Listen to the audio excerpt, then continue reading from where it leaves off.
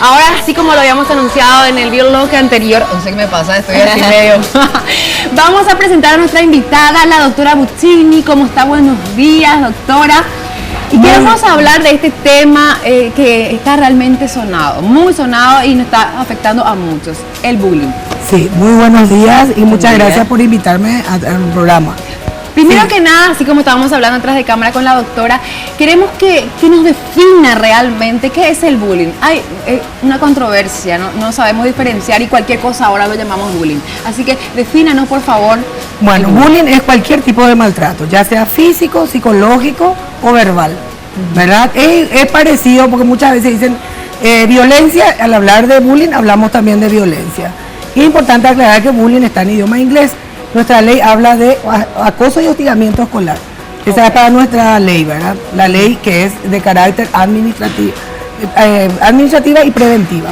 Ahora, es interesante, doctora, poder señalar, esto tiene que ver con algo, tiene que ser algo sistemático. Sí. Cuando digamos, y no, ¿qué hacemos con las, digamos, con las herramientas que hoy tenemos también, a través de los cuales se puede concretar también este tipo de acoso? Para que se configure el acoso, hostigamiento escolar, debe ser en el tiempo, debe sostenerse en el tiempo, quiere decir que tiene que ser de data de una duración antigua, ¿verdad?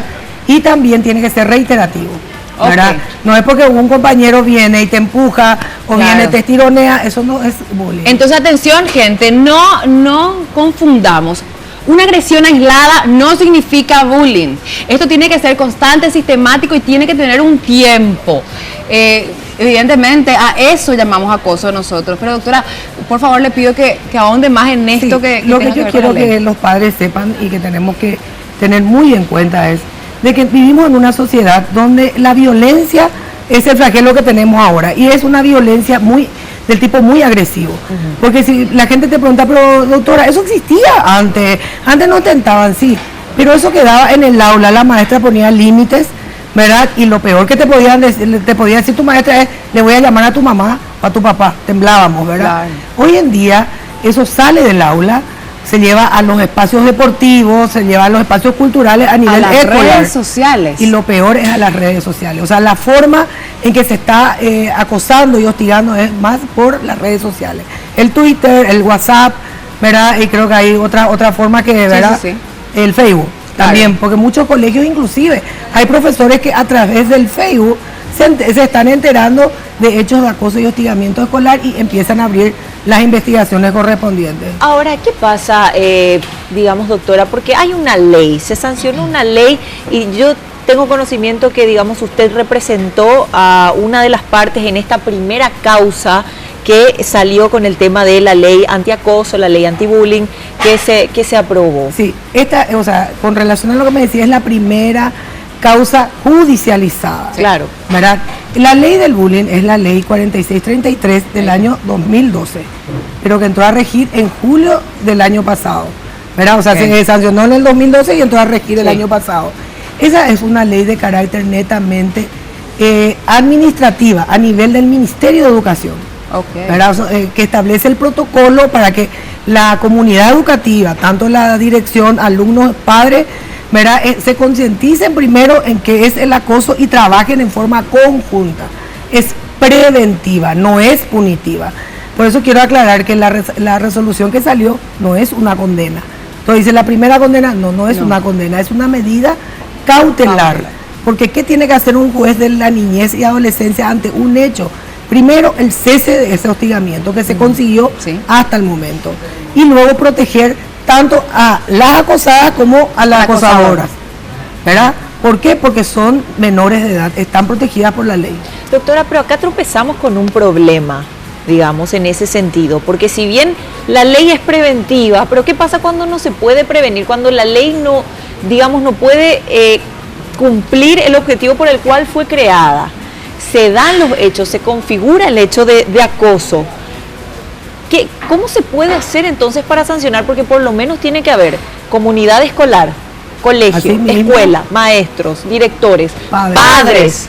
Que en este caso juegan un papel fundamental. ¿Qué es lo que se hace? Vuelvo a repetir. Ante un hecho de acoso se denuncia a la maestra, a la directora y se aplica un protocolo que tiene el Ministerio de Educación, que muchos colegios lo conocen pero no lo aplican. Porque acá hay también un gran problema que tenemos en las instituciones privadas. A ver. ¿Verdad? ¿Por qué?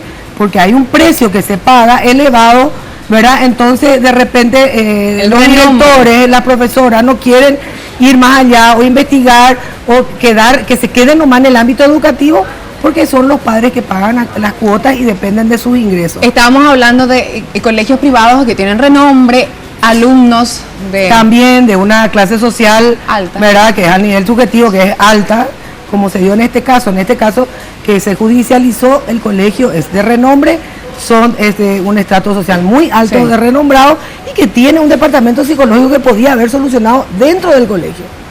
Y lo que vos decías, la responsabilidad primera es de papá y mamá. Claro, en casa. ¿Verdad? ¿Por qué? Porque la personalidad de ese niño se forma en casa. Nosotros los padres educamos y en el colegio se instruye el niño, ¿verdad? Se va a instruirse y a potencializar o potenciar esos valores que nosotros le transmitimos en casa, ¿verdad? Pero cuando papá no puede, el colegio en la parte conductual trata de ayudar, ¿verdad? Trata, digo yo, porque no todas las veces podemos solucionar los problemas de que se trae de la casa. Lo digo porque tuve 22 años de experiencia educativa a nivel de niños yo tengo, ¿verdad? Okay. Bueno, y cuando papá, mamá, el colegio no puede hacer, ¿quién tiene la responsabilidad? Según la Constitución Nacional, el Estado, a través de sus instituciones, y ahí entra el Poder Judicial. Lo que vos decías es cierto, está una ley preventiva, pero yo, mamá, si veo que no estoy recibiendo una respuesta, un cese, puedo acudir al órgano judicial. Mucha gente dice, no es algo que se puede judicializar. Claro que sí, porque yo tengo que lograr que se pare ese hostigamiento. Las niñas o los niños y adolescentes que son víctimas de acoso tienen un daño psicológico muchas veces irreversible.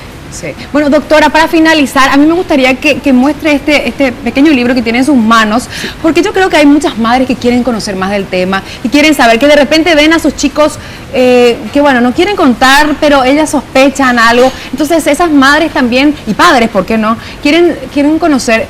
Veo que este libro está muy interesante, que yo te quiero agarrar y leer. Este es un libro del doctor Dago Fernández, que es el proyectista de la ley, que van a encontrar en las librerías, y es bastante interesante porque habla de todos los tipos de acoso, y también el ciberacoso, que es el que tenemos, ¿verdad?, al orden del día. Y hablando de los padres, quiero dejar un mensaje a todos los papás, que cuidemos. Ahora se forman los grupos de WhatsApp de colegio, de padres, y en estos días estuve recibiendo varios casos de consultas en mi estudio jurídico sobre esos hechos, ¿verdad? Tenemos que cuidar qué vamos a decir, porque nuestros hijos acceden al teléfono y muchas veces son los padres los primeros que causan daño.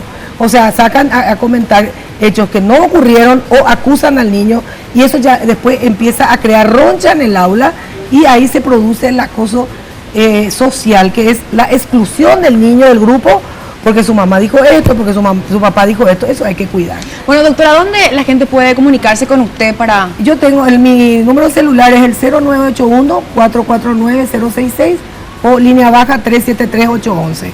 Mi correo es fatima-buccini@hotmail.com para cualquier consulta. Bueno, le agradecemos muchísimo el tiempo. Gracias a ustedes por invitarme. Y realmente un tema para explayarnos, pero el tiempo es cortísimo. Es importante, y también otra cosa que quiero agregar, que los chicos a partir de los 14 años son imputables por un hecho de acoso y hostigamiento, también pueden ser procesados.